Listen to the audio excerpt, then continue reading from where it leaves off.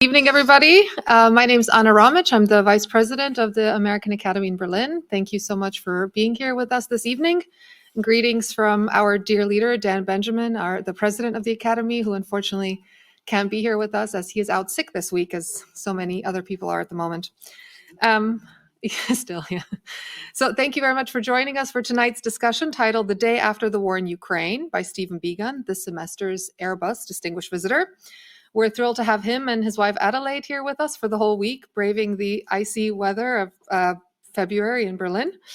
Tonight, Steve will discuss the lasting impacts of Russia's war on Ukraine, including damage to Russia's global standing, Ukraine's social and demographic challenges, and ongoing European security risks. I'm out of breath very frequently these days, so bear with me. The war in Ukraine has shattered the long peace of Europe, and the day after will require a diplomatic and economic effort on a scale we haven't seen in nearly a century. And there's perhaps no one better suited to guide that conversation than Stephen Biegun. And I'll tell you why exactly that is in just a few seconds. But first, a few words on the named Distinguished Visitorship. The Airbus Distinguished Visitorship was inaugurated in 2009, and we have a special thanks to our friend Claudia Oecking from Airbus and her colleagues there for keeping that support going over the years. It was established to bring outstanding experts from the US to Berlin, focusing on the topics of energy, environment, and security policy.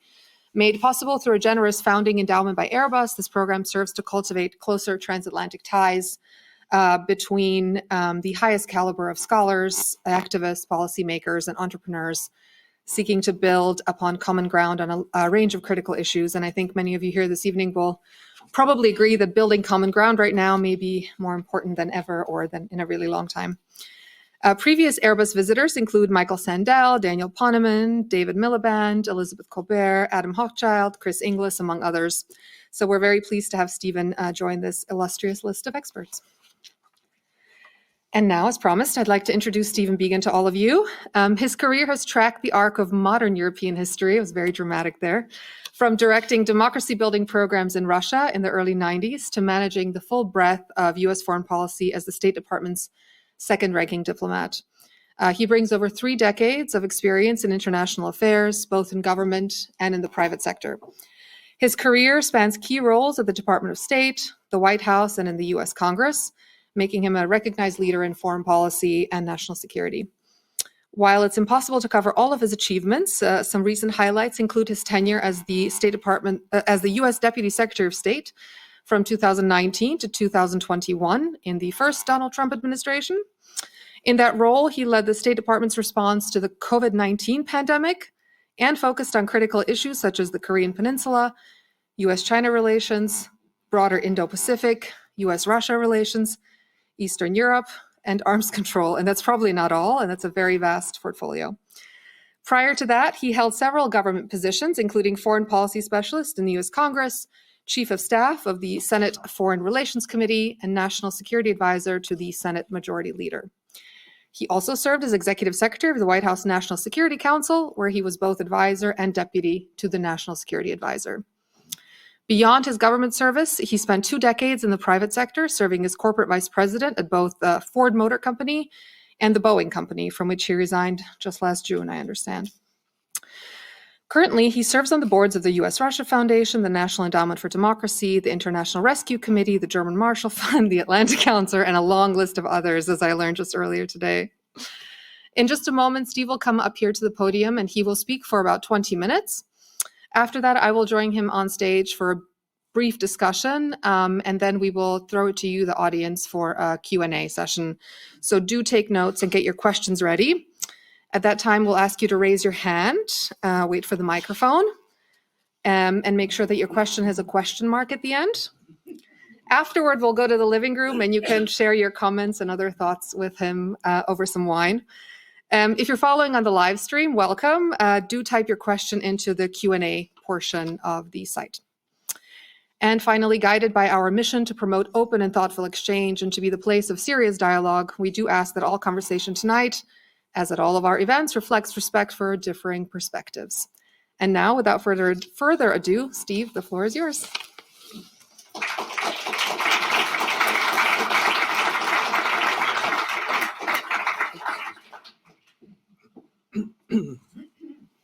Good evening.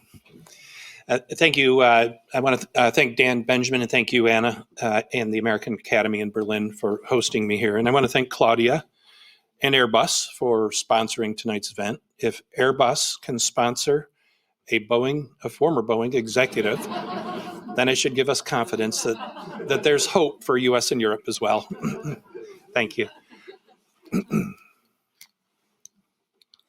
In the summer of 1985, as a young Russian language student in the then Soviet city of Leningrad, it was my habit to spend early evenings on a park bench close to my dormitory on the banks of the Neva River. There I would practice the day's homework, memorizing new vocabulary words, and silently practicing my grammar. There was a small clutch of regulars in the park every evening as well, mostly elderly women, babushkas, who likewise were sitting on the park benches chatting or just silently enjoying the summer evening. Before long, I noticed one of them had taken an interest in me. Me, obviously, not being a Russian, by both my dress and my manner. She would occasionally meet my glance, cautiously at first, and later with a smile. Finally, one evening, she got up the courage to come sit next to me, and I still remember the first question she asked me. Niemiec? Are you a German? I answered, no, I was an Amerikanец, American, and she shrugged and seemingly said no matter, and so began a friendship that lasted until the end of that summer semester. She helped me with my Russian lessons. She engaged me in immensely helpful conversational practice, and we discussed the ins and outs of life in the Soviet Union. She was fiercely patriotic, and I learned, a veteran of the Great Patriotic War, World War II. In time, she explained her curiosity about whether I was a German. She told me of being a singer and a performer at the famous Mariinsky Theater until the German invasion of the Soviet Union in 1941. During the long and deadly siege of Leningrad, when over 600,000 Russians perished from famine alone, she helped dig defensive trenches outside the city and later performed for the troops on the front to boost morale. Despite the tragedies and suffering she witnessed in her life, she told me that she hoped for the opportunity one day to meet a German. It seemed that for her this would bring some kind of closure. Whatever the hatred she had carried after the war, she was ready to let go. I hope she found her German eventually. I share this story as we, and in particular the people of Ukraine, will similarly start our own journey of closure with Russia if and when this brutal war comes to an end. And we should be thinking now about the policies that will be necessary to protect our own people from what may come. We especially need to be able to answer the question, what will be the West's relationship with Russia the day after the war in Ukraine?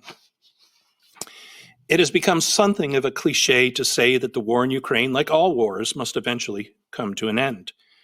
This may well be true, but it would be a grave error to assume that the end of fighting will be the beginning of peace. There are many other ways in which this war could produce ongoing risks to European stability and security. The forces that have been set in motion by this brutal invasion, the ongoing risks to European neighbors from an aggressive Russia, and the grievances that will persist long past the end of the fighting will be reckoned with for long after the last shot is fired. What happens the day after the war in Ukraine? Much, but not everything, depends on how this war ends. For one side or the other, will it be victory or defeat, or simply an exhausted capacity for continued fighting? For Ukraine and its Western supporters, is there a pathway to a durable peace with Russia? Will expectations for justice and reparations be met? Can Ukraine ever be secure in the shadow of Russia? Is normalization of relations with a post-war Russia even possible? If there is a peace, it will be fragile, and for it to be sustained, it will require our resolve and political will. We need a clear-eyed view of the ongoing threat posed by Putin. And to truly live in peace with Russia, we must deny victory to Putin and deliver a secure peace for Ukraine. It should be hard for Putin to make a case for victory in Ukraine. The full-scale invasion has fortified the Ukrainian people's sense of national identity. It has brought Scandinavian neutrality to an end. It has reversed 80 years of pacifism in Germany, and it has catalyzed a Polish-Ukrainian reconciliation. Putin pushed NATO to add 2 members and finally convinced European nations to spend more, dramatically more, for their own defense. Russia's distraction has allowed Chinese influence to encroach on Central Asia, Turkish influence on Azerbaijan, and it has produced a more westward-looking Armenia and Moldova, and it has brought global isolation for Russia. Russia has seen the exodus of over 1,000 Western companies that brought investment, growth, and jobs to the Russian economy. International sanctions are starving Russia of badly needed capital and technology. And Russian war policies have created huge imbalances, inflation, and possibly worse to come for the Russian economy. And for millions of Russian families, this war has been a personal tragedy, with an estimated 1.2 million casualties and over 500,000 dead.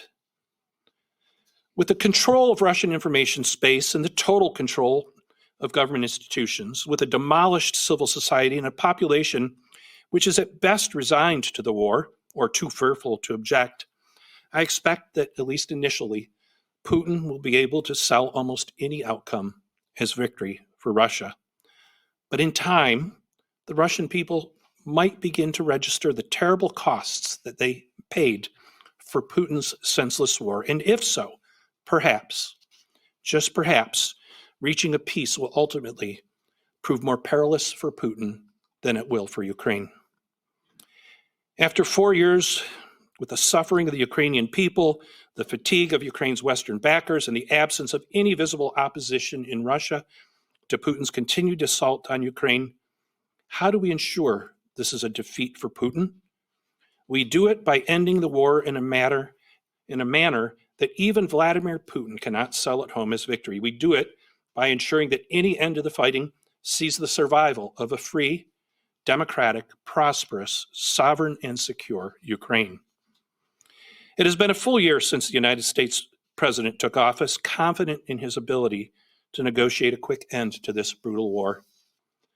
In spite of Putin's continuing efforts to conquer Ukraine, President Trump remains committed to bringing an end to the war, and he and his administration have devoted significant time and effort to reach an agreement. The Ukrainians, understanding their dependence upon outside support, have committed in good faith to pursue a ceasefire, if not a final settlement in the conflict.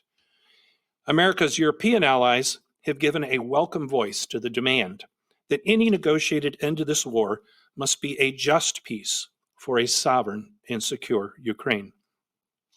But for all the efforts being made to end this war, there is one obstacle that I do not believe will ever be overcome. Vladimir Putin does not want peace. He wants Ukraine, and all of it. Admittedly, the negotiations have been something of a roller coaster for many of us. At times, proposals have been tabled that have been quite unsettling for anyone who would support Ukraine. But the collaboration of the Western allies, in partnership with Ukraine, has slowly shaped the proposals toward what may be, at some point, an acceptable end to this conflict. To truly bring an end to the fighting, it seems inevitable that painful compromises will have to be made by Ukraine, especially on questions of territory. In exchange, there must be a clear and unquestioning plan to provide for the reconstruction and the security of Ukraine.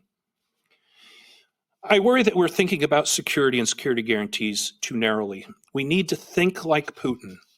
If he is unable to achieve his aims on the battlefield, he will continue to prosecute his efforts to control Ukraine through other means. He will use the same methods he used to seize and consolidate power in his own country, and to some extent, he will use the same means he has supported in Belarus, Georgia, and he has attempted to use in Moldova.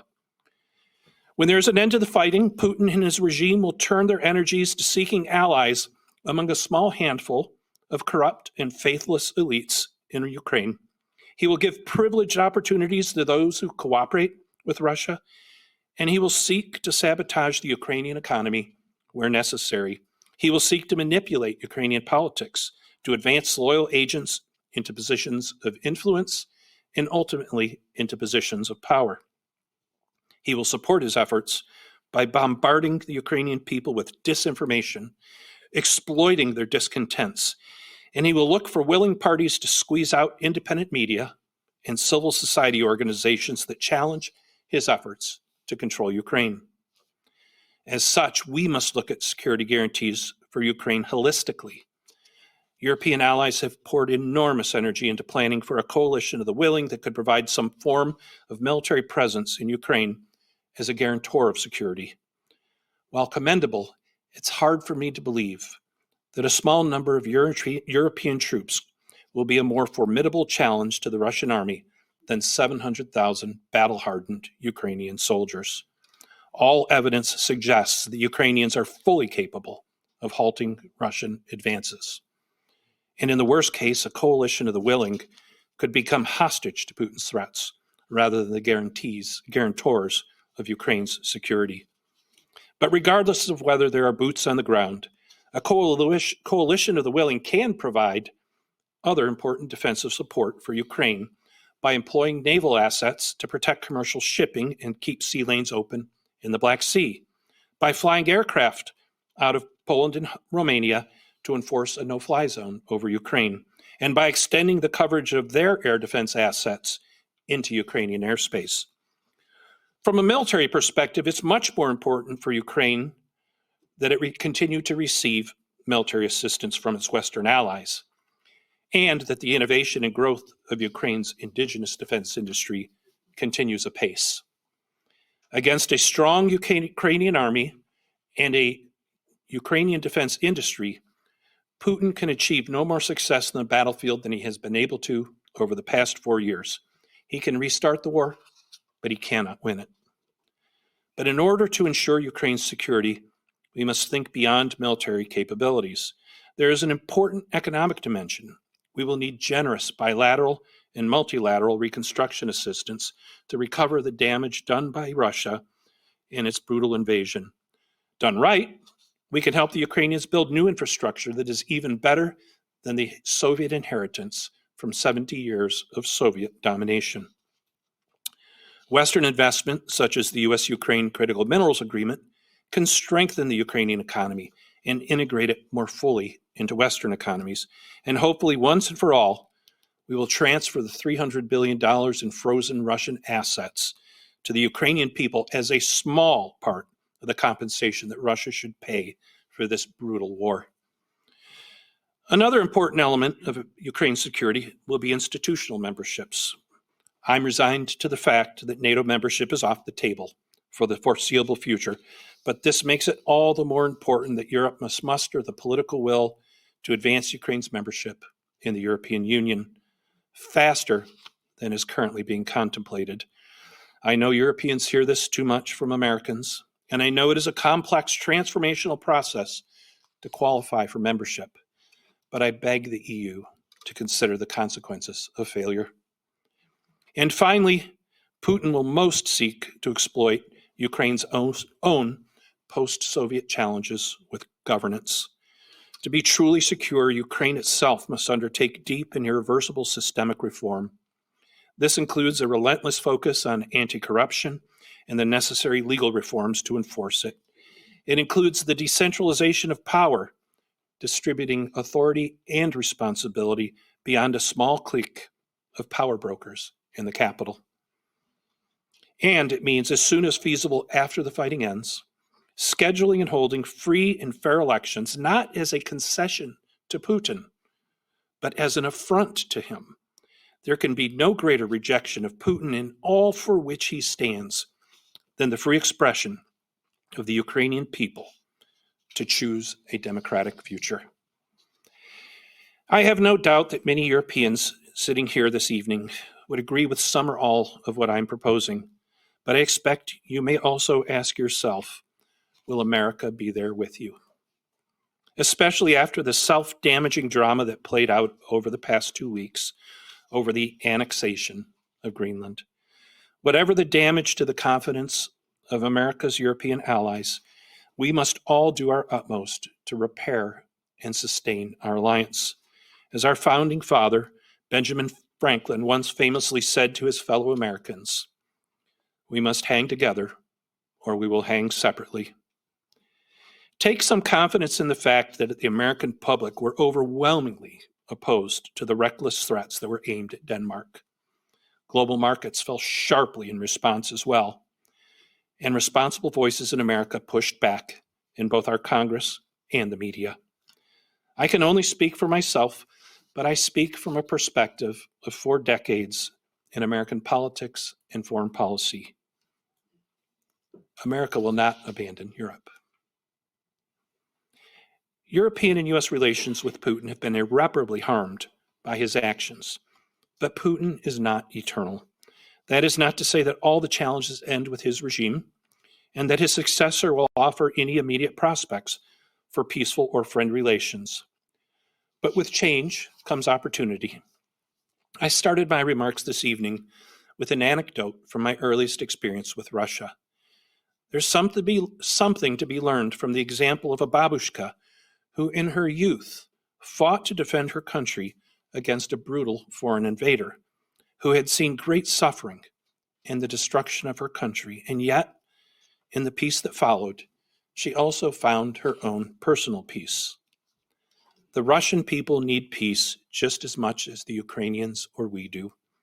It will not be immediate, and it will be especially hard for the people of Ukraine. But there must be a future relationship with Russia. We cannot give up on the possibility of a better Russia, of a freer Russia, of a democratic Russia, and perhaps someday a Russia that will hold Putin and his regime accountable for their terrible deeds. I know many will scoff at this as impossible, but I say to them, I know it's possible because I saw it once with my own eyes. In 1991, just 6 years after my encounter with that kindly babushka in the park on the bank of the Neva River, the Soviet Union was gone. The totalitarian system built by Lenin, made more terrible by Stalin, and sustained by an increasingly sclerotic sequence of Soviet dictators succumbed to its own internal contradictions, decrepitude, and most importantly, to the demand of the Russian people for freedom. The Russian people bravely took to the streets to challenge their own rulers and their ruthless security services, and they won. We all won. But there was more happening than what was shown on television. I moved back to Russia in those years, working with the new Russian government and side by side with a blossoming civil society, seeking to build a democratic and law-based government with political parties, public integrity, and free and fair elections. From Arkhangelsk to Rostov-na-Donu, from Voronezh to Vladivostok, from Moscow to St. Petersburg, to Irkutsk, to Volgograd, and to the many places I traveled in between. I know there is a better Russia because I saw it. As history has shown, that democratic moment was fleeting. For reasons too many to recount, we failed. But for that moment, we came to know not only the worst, but the best of what the Russian people are capable of. Sadly, many of the most dynamic leaders of that part of Russia are in exile, either for their own safety or to avoid enabling Putin's brutal war against Ukraine.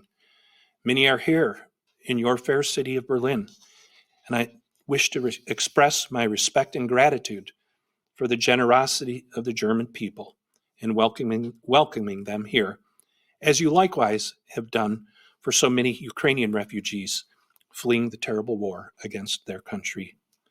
But as dark as these days may seem, these good and decent people remind us that there is a Russia that also yearns to be free, to have a government that serves its people and that allows them to live in a country which is normal. Don't give in to Putin. Don't give up on Russia. Thank you.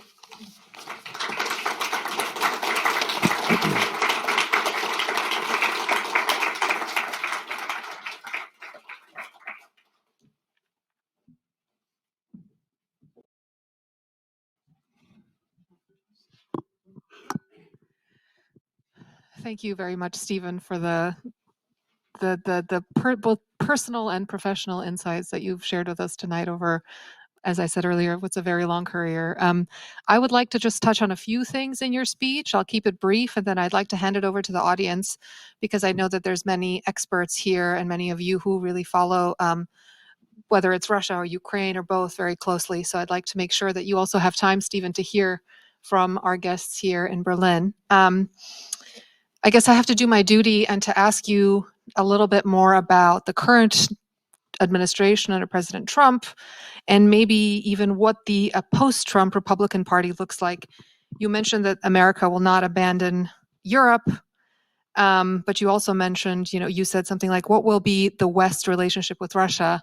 And I guess my question is sort of along the lines of, what will be the West? So as we all know here, the current US administration has signaled a significant shift in how it views NATO and European security obligations. I think next week an airplane full of congressmen and senators will descend on Munich. And in all of their meetings, I'm sure most of them will pledge their support to the alliance. And but given a lot of other recent events, Greenland, et cetera, I think there's plenty of confusion to go around. So maybe I'd just like to ask you, based on your experience, how do you think this current recent recalibration changes the leverage Ukraine has in any future peace negotiations? How should we think about a day after scenario? Is it more of a European-led scenario than a transatlantic one? And then what does a post-Trump Republican Party's posture to Europe look like? All right, there's a lot there. And let me address the parts that I think would probably most be on people's mind. Nobody can predict what our next election will look like. We're a lifetime away from 2028. We do have an election in 2026 in the U.S., which will be something of a referendum on where we are, and we'll all see the temperature check then. But that isn't necessarily going to be predictive for 2028 either. So we'll see. I am by nature an optimistic person, but I think optimism without empirical evidence is wishful thinking. And so, what is my evidence for optimism that allows me to come here before you, especially you who are from Europe, and say that America will never abandon its partnership with Europe? The empirical evidence is found in the overwhelming favorability in polling among the American public on issues related to NATO, on issues related to U.S.-European relations, on issues related to the war in Ukraine. And as I reflected in my statement, the 75% disapproval of the threats that were aimed at Greenland just a couple weeks ago. That's my first piece of empirical evidence. My second is that our institutions remain strong, not always courageous, but strong, and also are true to reflect the beliefs of the American public, as I cited in these polls. In May of 2024, after a contentious fight in the United States, the House of Representatives in the United States Senate voted to approve a $90 billion aid package to sustain the Ukrainians in defending their country against Russia. 90% of representatives in the House of Representatives voted for that legislation, and 90% of senators voted for that legislation. In 1997, I had the great joy of working on the first expansion of NATO since the end of the Cold War, when Poland, Hungary, and the Czech Republic were brought in. We had a contentious debate in the United States. What would Russia think? Why do we need NATO in a post-Cold War world? A good debate, the right questions. In the end, the United States Senate voted in favor of expanding NATO. 90% of the United States Senate voted for expanding NATO. The House doesn't vote on treaties. In 1949, the United States Senate ratified the North Atlantic Treaty, the founding document that created the alliance which has kept us secure for the past 75 years. After a contentious vote, after America wrestled with its demons of isolationism, its fatigue from the costs of World War II, the United States Senate voted 90% in favor of creating NATO. And this takes me to my third piece of empirical evidence. Countries do act on their values. Yes, and they should. And countries are at times constrained by their capabilities, which is logical. But countries always act on their interests. It is in the United States' interest. It is considered a vital national interest for the United States to be partnered with Europe in securing and protecting the sovereignty and prosperity of Europe, not because it's in your interest, because it's in our interest. In a historical, cultural, in ethnic, in economic, and in value terms, it is a vital national interest of the United States of America to be partnered with defending Europe. And so we are. Ironically, in 1949, we created NATO because Europe was so weak. We will sustain NATO for our generation because Europe must be strong. That was definitely optimistic, and I hope you're right. But to follow up on that and to touch on something that you mentioned in your speech, which is Greenland, can you tell us a bit more about what spurred the President Trump or the administration seeming turnaround on Greenland? Was it, you mentioned a few different things, markets, polling, was it allied opposition as well? How much of a difference did that make? Or was it political allies at home who said it was too big of a gambit? Yeah, I think it was a combination of all of them. I don't know that Danish resolve delivered a reversal in the White House, but Danish resolve affected the view of those who would push back inside the administration, in the Congress, in the media, in the public space. European unity alone would not have turned this way. Europe has been united across my career on many things that the United States simply didn't agree with. But it certainly was part of it.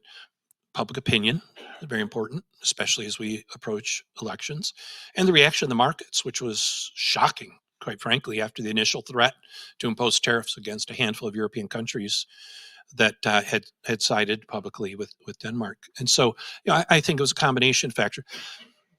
It may have always been the plan too. I mean, I don't know what I don't know, and I'm guessing from the outside. It's not a unique example of a more extreme and controversial and provocative position being laid out and ultimately adjudicated and massaged. It has to be said about our president that this is the most transparent presidency that I've ever seen in my lifetime. It isn't reassuring to many, but it is how the president makes policies. He does it in public. You see it. You see it in the shakeup, in the turning upside down of the traditional Oval Office meeting with visiting foreign leaders. It used to be that there was a minute or two of banal comments made in front of the media before they were ushered out of the room for the real meeting to happen. Now the media stays for the whole meeting. It's on public display, and again, it's not always comforting, but it's there. The decisions are made by laying out a position and then working it, renegotiating it, consulting people, making phone calls, hearing from allies and partners and friends. And ultimately, sometimes the idea is completely dropped. Sometimes it's dramatically modified. Look at the negotiations over the agreement to end Ukraine. We went from the 28-point proposal to, I think we're now at 19-point proposal. It's a very different character, what is on the table now. It's all been done in public and transparently, and I think that amplifies many of our concerns as you watch this, because it is a real emotional roller coaster. I acknowledge that. The Greenland is a particular case, and I'm not going to go into great detail because There's limited time, and I'm sure there's other questions. I'll just give you, it's easy for me to give it context to what happened on Greenland, the context of history in the moment. By the way, I don't think Greenland happens without Venezuela. Greenland had been an issue at the beginning of the year, and then it faded, much to the relief of the Danes, and it came back with a vengeance immediately after the exquisitely executed U.S. military capture of Nicolas Maduro in Venezuela. It was immediate. If Venezuela doesn't go perfectly, Greenland never happens. But you should know that President Trump is the fourth United States president who sought to acquire Greenland. The first was Andrew Johnson, the vice president who succeeded Abraham Lincoln after his assassination. His Secretary of State, William Seward, who's remembered in America for having acquired Alaska, what was referred derisively as the time as Seward's Folly or Seward's Icebox, a massive frozen tundra that the Russians, quite frankly, wanted to sell because they needed a buffer between them and the British Empire and Canada. Seward's plans didn't end there. Seward approached the Danes to buy Greenland and the Danish West Indies, what we know today as the Virgin Islands. And the Danes apparently said yes. For $5 million, they agreed to sell Greenland to the United States of America. But the United States Congress hated President Andrew Johnson so bitterly that they refused to appropriate the money, and the sale fell through. How history would have been different. In 1916, Robert Lansing, Secretary of State for Woodrow Wilson, worried about two things. One is protecting the approach to the Panama Canal, which at that point was America's most critical piece of infrastructure in the world, and also heading off the risk of the war in Europe spreading to North America through an approach from the north. That Lansing approached the Danes again and proposed the purchase of Greenland and the Danish West Indies. And the Danes this time said no to selling Greenland, but they did agree to sell the Danish West Indies, which we Americans know as the Virgin Islands now. But they wanted one thing in exchange, which was the United States, for the first time, had to recognize Danish sovereignty over Greenland. And the United States did. The United States committed to recognize Danish sovereignty, a sovereignty which Norway had yet to recognize, because from Eric the Red in the year 1000, Norway still laid claim. And for the United States of America, it was renouncing the lifelong demand of polar explorer Robert Peary, who had planted the flag on Greenland on his way to the North Pole and demanded it be accepted as U.S. territory. In 1946, Harry S. Truman's Secretary of State approached Denmark a third time and asked for the sale of Greenland. Greenland had developed into a strategic priority for the United States of America during World War II. We put bases and aircraft and soldiers on the island of Greenland. And after the war, much to the chagrin of the Danish government, we refused to remove them. The Danes, smartly avoiding a clash with the United States of America and too weak on its own to defend Greenland anyway, conceded the presence of the U.S. forces on Greenland and at the same time joined the North Atlantic Treaty and papered over the issue by making a NATO security commitment to Denmark. And the United States negotiated in 1951 a treaty establishing the rights for the United States on Greenland that to this day is in force, and that offers the United States the most one-sided benefits I have seen in a treaty. We can do anything on Greenland. And that's the great irony, as we could have done anything on Greenland if we did it in partnership instead of ownership. I wanted to ask if we've heard the last on this Greenland issue, but it seems to be an evergreen, and probably in 50 years it comes right back again. If any of you have served in government, you know that when something gets sent to committee, it's a signal, kicked into the tall grass, as we say in the U.S. It's in committee. It's under negotiation. I think it was an unpleasant experience for the United States of America, quite frankly, and one generally tends to avoid repeating things that are unpleasant, as our famous writer, philosopher Mark Twain once said, "There's nothing to be learned from the second kick of a mule." It's being discussed that the Danes have appointed a negotiating team, and they're meeting with the White House. And there are some smart and good and capable people in this administration who are capable of negotiating with the Danes to achieve whatever set of conditions we want, because Denmark wants them too, and so do our NATO allies. We all recognize anew the importance of the Arctic. We all see the economic importance of the opening sea lanes and the newly available minerals and resources in the Arctic, and we recognize that not every party that considers itself to be an Arctic power is friendly to our interests, and so there's a lot to work with here. And I can't predict, Anna, because I couldn't have predicted that in the first week of January it would erupt like it did. But I think the chances are pretty good that we'll figure this out. Well, this is recorded, and we're going to keep it forever, and then I've we'll see what happens. I've and put a then lot of tell bets you. down tonight, so this you can go back and play this for me at my funeral. But I hope I'm right. Just one or two more questions for you before we open it up. I wanted to go back to the $300 billion in the frozen assets that you mentioned, because this has been a big topic, I know, across Europe. And so many had fears that it would permanently damage the euro status or invite legal retaliation. How do you weigh that systemic financial risk against the moral and strategic necessity of making Russia pay for the reconstruction, as you alluded to? I'm a simple person. I can't make sense of defending the rules against the person who is seeking to destroy the rules-based international order. You just can't sell me on that one. There are rules and there are exceptions to the rules. I think it's a lack of political will.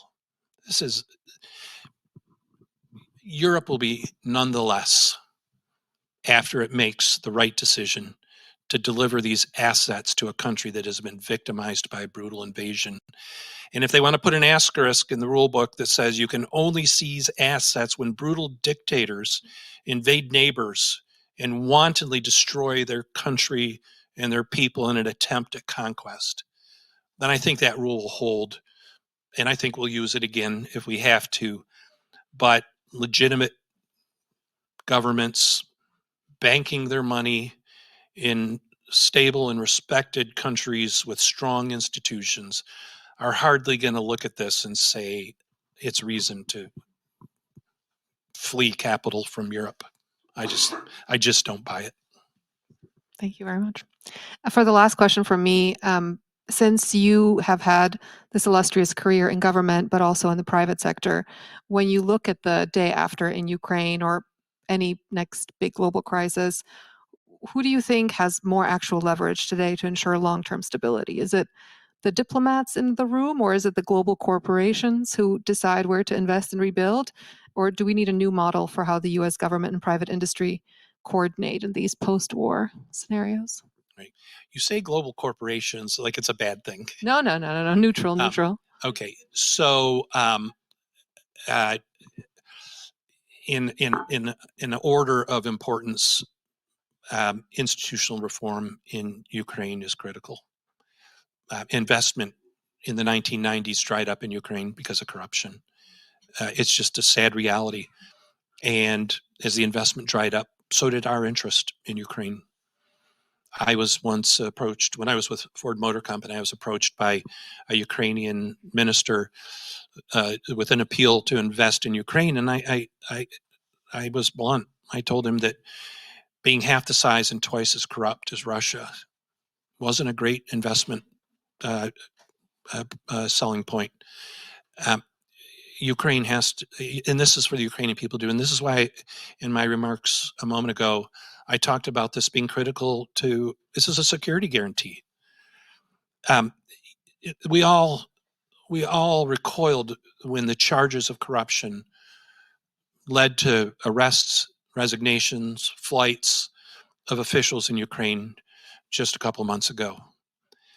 we know intuitively that that must be destructive to the morale of the soldiers fighting to protect their country, of the people who are sacrificing so much at home to protect their own freedoms. And to see officials, people in positions of responsibility, plundering their own country, it's not just repulsive, it's self-damaging. They seem to have survived it for now. And thank goodness, we already see strong efforts by Ukraine with an independent anti-corruption authority to address these issues, including at a moment most inopportune, as they did a couple of months ago. If you get that right, I think there's going to be money that goes into Ukraine, and business creates its own inertia, its own rhythm, and I do think investment in Ukraine is going to be, in addition to the Ukrainian people voicing their desire for a democratic future. I think this will be one of the greatest rebuke to Putin. What in the negotiations, one of the pitches from the Russian negotiators is the bonanza of opportunity that awaits U.S. and Russian business in the aftermath of this war. And I just think that's not only counterfactual, it's absolute nonsense. I worked for 20 years in my career at the senior ranks of both Ford Motor Company and Boeing, two of the American companies who were most deeply invested in Russia. I made risk calculations about Russia. I worked through governance issues in Russia, negotiated the creation of a joint venture in Russia between one of my former employers and a Russian partner. I know the market very well. In 1932, Ford Motor Company was building cars in Russia as well, in the town of Nizhny Novgorod.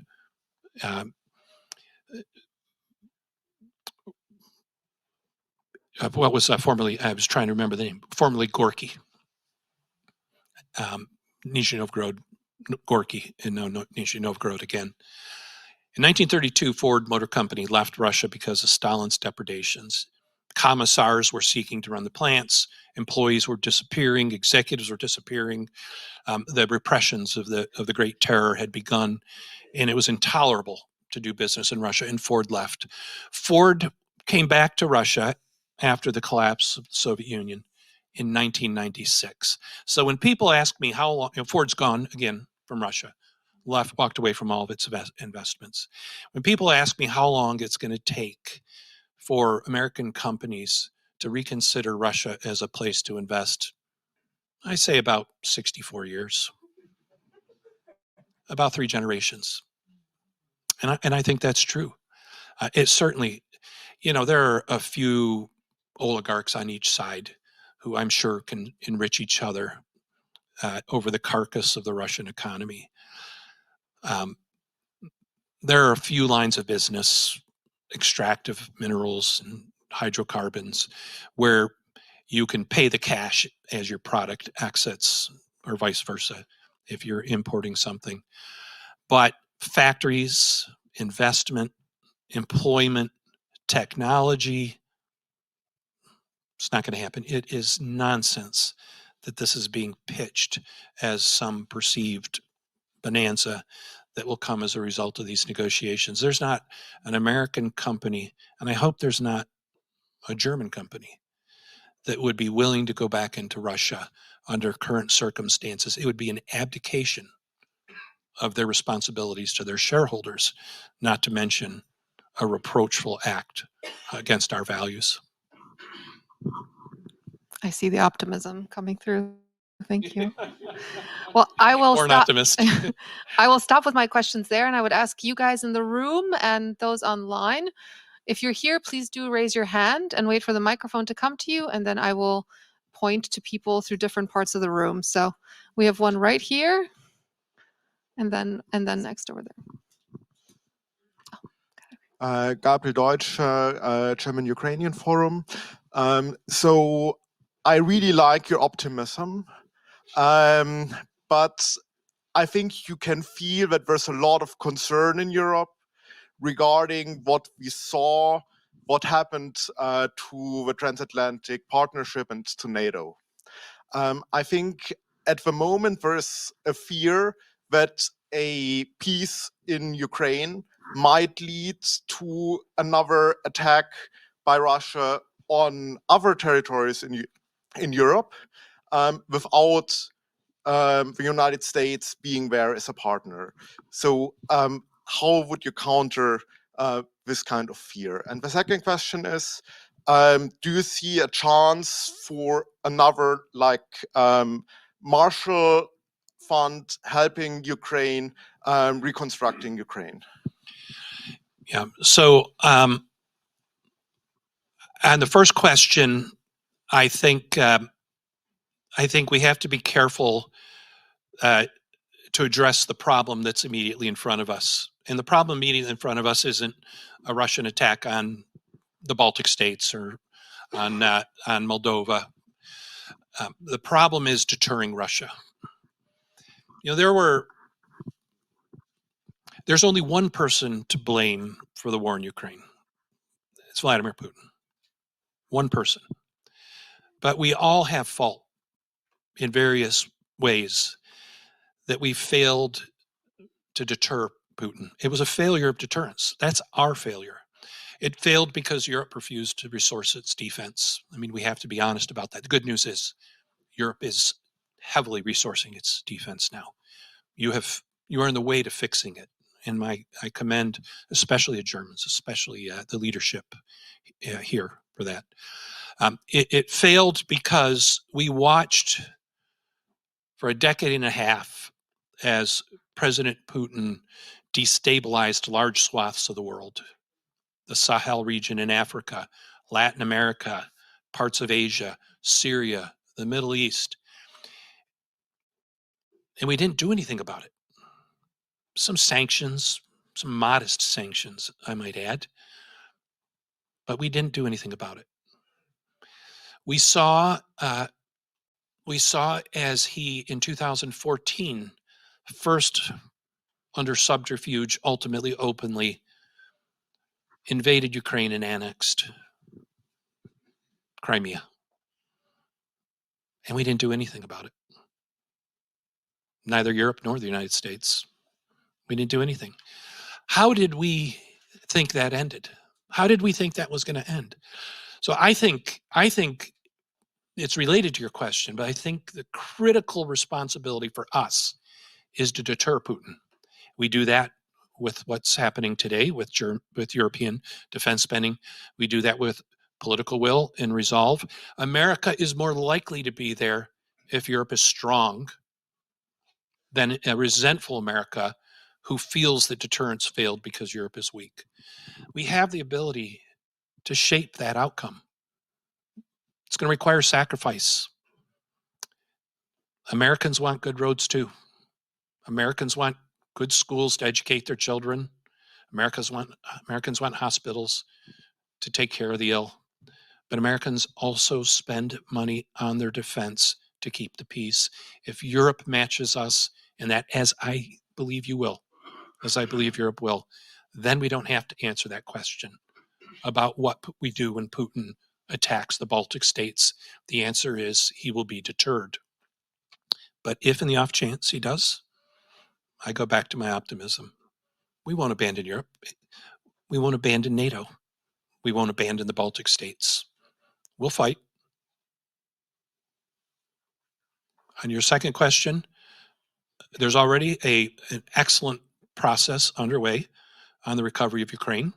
And I do believe that it will manifest itself into a global effort, certainly a transatlantic effort, to find ways to help reconstruct the Ukrainian economy, materially aided by the $300 billion in assets, which should be directed to Ukraine. And by the way, my caution to Belgian bankers and others who are flinching at the possibility that this will happen, I hope they read the 28-point peace agreement that was tabled, because if Europe or Belgium, as the case may be, moves too slowly, someone else is going to decide what to do with that money.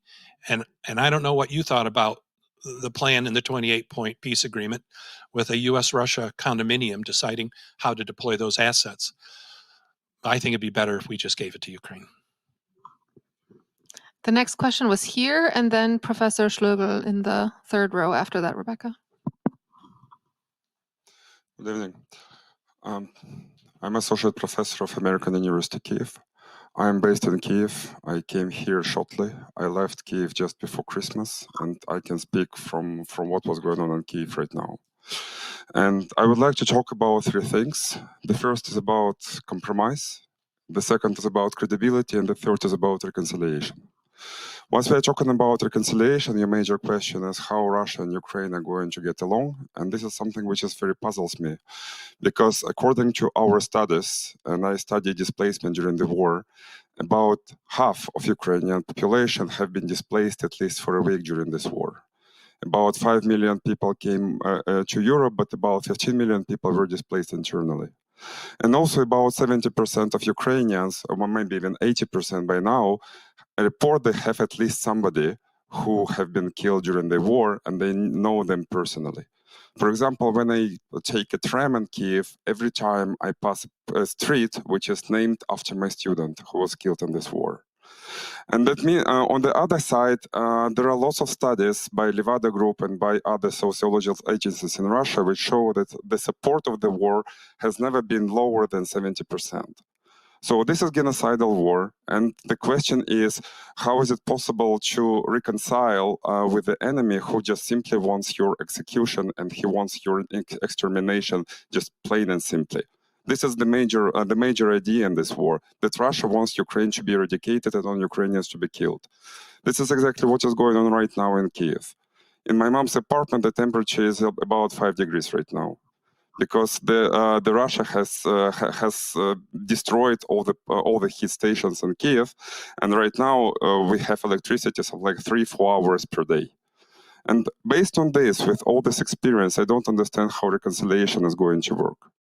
The second thing you mentioned was something about compromise, and you said that Ukraine is going to go through very heavy compromises, but I never heard that Russia has gone through some compromise. I don't understand what kind of compromise the Russia has to be obliged to, because Russia has probably violated every single norm of the humanitarian law in this war, in terms of hitting civilians, in terms of kidnapping children, in terms of executing prisoners of war under the cameras, actually. And I don't see any thought how Russia is going to have any compromise, or maybe Europe might have any compromise. If Ukraine goes to the compromise and gives back the territory of Donetsk Oblast, which is being discussed right now, this is going to be just a new placdarm for the Russian hit, like within 5-7 years. And with huge Ukrainian population, this is going to be huge huge army, which is led by Russia, which is going to recruit Ukrainians, and this army is going to hit Europe. So I just don't understand how this compromise is going to be is going to be provided. And the third question is about credibility. In 1994, Ukraine has signed the Budapest Memorandum with Russia and the United States already. Ukraine has surrendered some planes, and these planes hit Ukraine right now. Those Tu-22, which bring those H-22 rockets, those rockets hit Kiev and Kharkiv just yesterday. So the question is what the credibility of all those treaties is going to be. So credibility, reconciliation, and compromise. Thank you. Yeah, thank you very much. And I hope it comes through in my remarks, but I have only the greatest respect for the Ukrainian people and the bravery that they've shown in this war. And I understand, and I've been to your country many times. I understand fully who the victim and who the aggressor is here. I am not asking the Ukrainians to do anything that they wouldn't do. It is going to be very hard for your leaders and for your people to make these decisions. And I don't expect reconciliation tomorrow, and I wouldn't presume to tell any Ukrainian how they should think about that.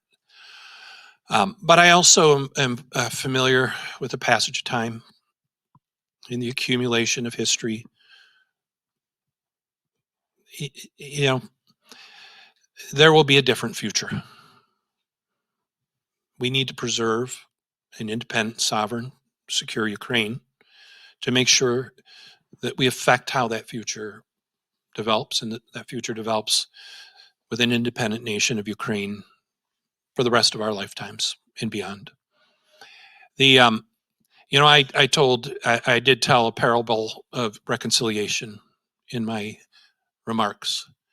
Imagine what a Russian would have said standing here in 1946 if they had to listen to someone like me say that reconciliation with Germany was an essential component of a lasting peace. I know what they would have said, and I wouldn't have disagreed with them probably because I couldn't, because I didn't live it like they did. So I understand your point. I don't trust Russia. I expect no quarter from Russia, no mercy from Russia, and no compromise from Russia. I wish I could believe that there would be a different path to victory in this war. And in 2022, I believe there was, as the Ukrainian troops chased the Russians out of Kherson, or at least across the Dnipro, and as they chased them out of Kharkiv. I hoped that victory could be achieved on the battlefield for Ukraine in the build-up to the counteroffensive in 2023. I want Ukraine to be victorious now, but I'm not capable of describing any other victory than the one I described. Not today, not as we sit here in February of 2026, 4 years after the full-scale invasion began. But I also, I want all Ukrainians to know that the American people are with them, that we will do whatever we have within our means to help protect and preserve, to make secure an independent nation of Ukraine. We cannot, unfortunately, control the behavior of tyrants. We can deter them, and we failed. We all failed. And now we are where we are. So I'm not giving any Ukrainian any advice. I wouldn't presume to. And I absolutely welcome the views you expressed. And I couldn't even put myself in your shoes, because what you've experienced, what your people have experienced. I'm an analyst. I'm a policymaker. But maybe lightning strikes. Maybe the Russian military is closer to collapse than we think. Maybe it's like World War I, when the soldiers just started laying their guns down and walking back to Moscow because they were done, that the fight was over. Maybe, just maybe, that's a possibility. Maybe somebody in Russia, despite the polling numbers, and I'm a little suspicious of Russian public opinion measures, quite frankly, not because I don't believe that those 70% are sympathetic to the war, but those 70% are responding in an information environment which is helping shape their views in a certain way. I mean, you can say that's no excuse, and I can understand why you would say that. I hope that a miracle happens, but I'm not just an optimist. I'm also a practical person, and I think at a certain point, the same thing drives the President of the United States. I think he truly wants to end this war. He truly does. Maybe for different reasons, maybe on different terms than I would prefer. But he does loathe war. It's anathema to him. The waste of lives, the destruction of property. But it has to be a just peace, and it has to be a secure Ukraine. I think that's what is within the realm of our ability to deliver today.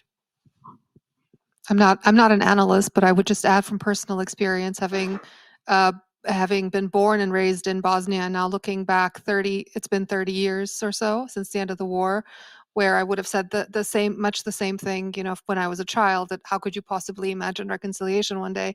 Eventually you do, because as Steve says, time moves on, and at some point there is no alternative. the state is frozen. There's no progress. There's no future unless you do see reconciliation. And I think that the question then becomes, does it happen again? Or does that reconciliation then, hold for the rest of time? Or how many times do the crimes repeat in the future? But I would sign up to your optimism there in any case. Professor Ayuda, you had the microphone. My name is Karl Schlögl, historian. I'm not an analyst, and I would like to make some comments. Thank you first for your talk and for your solidarity for Ukraine, for the fighting people of a nation of the Ukraine. I think I can share some of your impressions you reminded. I was first time in the Soviet Union in the late 60s. I met people, veterans of war, of the Great Patriotic War on the camping places. And I was amazed that these veterans of war were so generous to reconcile with a German coming to the Soviet Union. And I can share your experience with the babushki. I know all these babushki. But the difference from this generation to today is a radical one. The babushki of the Leningrad siege, they belonged to a generation fighting for the liberation of Russia against the Nazi regime and against fascism. And they belonged to a generation fighting for the liberation of their country, of the Soviet Union. The situation now is entirely different. Russia is not fighting for the liberation against Nazis. Russia is fighting against a free Ukraine. So it's an entirely different context. But my question is a different one. Of course, I'm not a prophet, I'm not Cassandra, I do not analyze the future, maybe it's interesting to discuss scenarios, but I don't know what is the future, but I know what is the situation now. The situation now in Kiev, Kharkiv, Odessa, and I have been there many, many times, is now 30 degrees low under minus. The destruction of the conditions, the infrastructure of the big cities. And this is, in Ukrainian language, this is not Golodomor, but Holodomor. This is killing by cold. And this is going on now. And I'm not interested, I have to say, I'm interested to think about the reconstruction of Kharkiv. I know the downtown of Kharkiv and the destruction. And I have been there with architects to go to discuss about reconstruction of downtown Kharkiv. But I'm interested, what are we doing now? This is the question. It's not the question of plans, of assets, etc., of the second or the third generation, which is following now. The question is, what are we doing now? And I'm interested to understand what is going on in the brainstorming, in the head of the American establishment. And I have to say, I'm not blaming America. My last book is a praise of America. I'm interested to understand what is going on in the brain of the establishment of the United States, sending people like Steve Witkoff, sending to the discussions with Putin without any knowledge of what is going on. How is it possible that an administration, an American establishment who had people like George F. Kennan and others capable to understand what's going on, how do you explain that these discussions, conversations in Abu Dhabi, in Miami, etc., are on this level? I just do not understand what is going on in the brain of people who are trying to make peace. What kind of peace, and deals with people who don't understand what's going on. And Thank the you. last word, Putin is the hostage of his own plans, and he will fight up to the end. So there is no chance of a peace with Putin, and I agree with you. Thank you. Thank you, Professor. So what is President Trump thinking? What are the people in his inner circle thinking? You've worked with some of them. You've worked with some of them Yeah. in the first administration. It's a very different administration. There's actually not a lot of overlap between President Trump's first administration and second. And I'm guessing and asking my own questions. Again, if wishes were policies, I can tell you what I wish for: that we would expel Putin from Ukraine. But we won't. I know we won't. That Europe will. But I know Europe won't.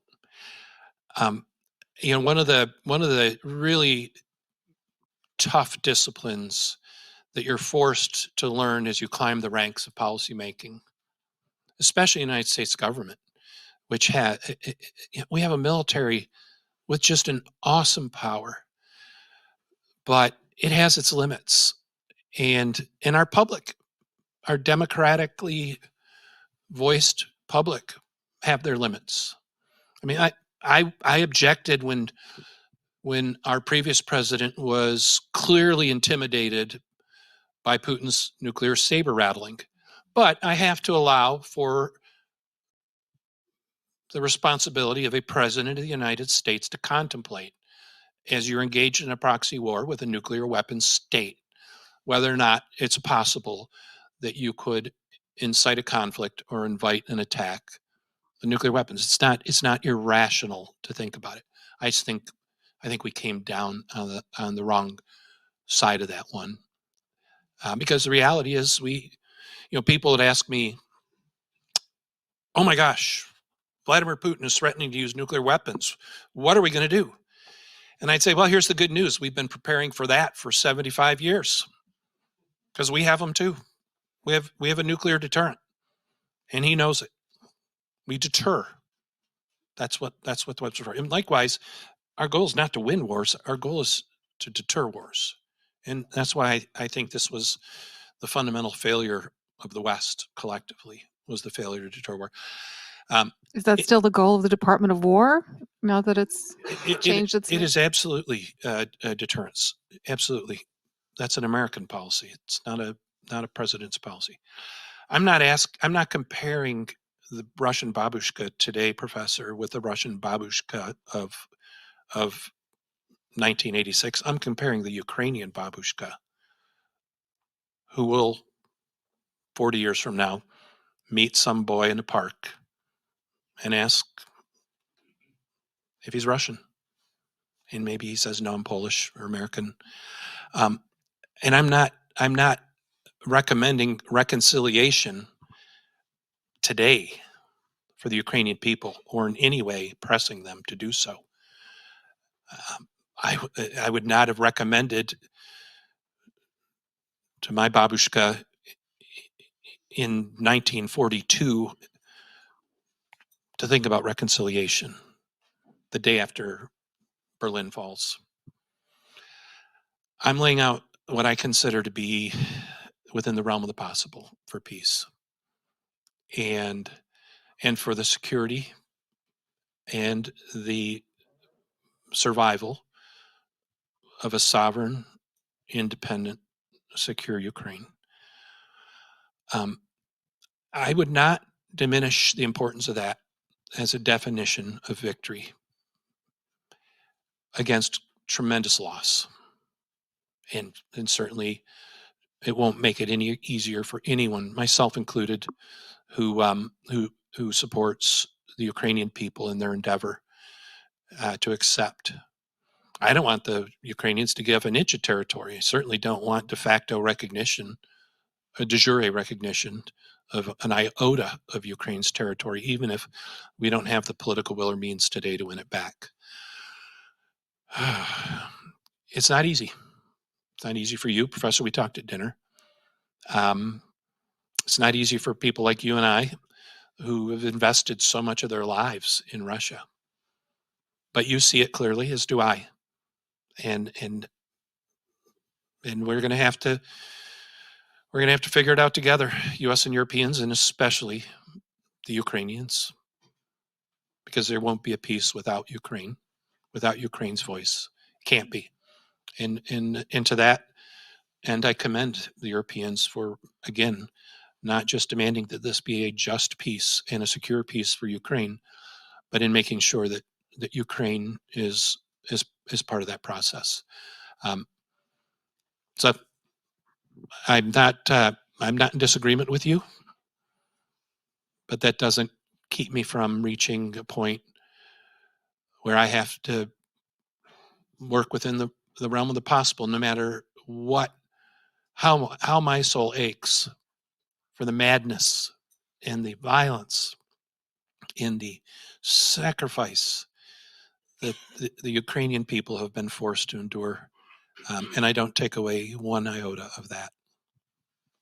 I think that's an appropriate note to end the conversation this evening.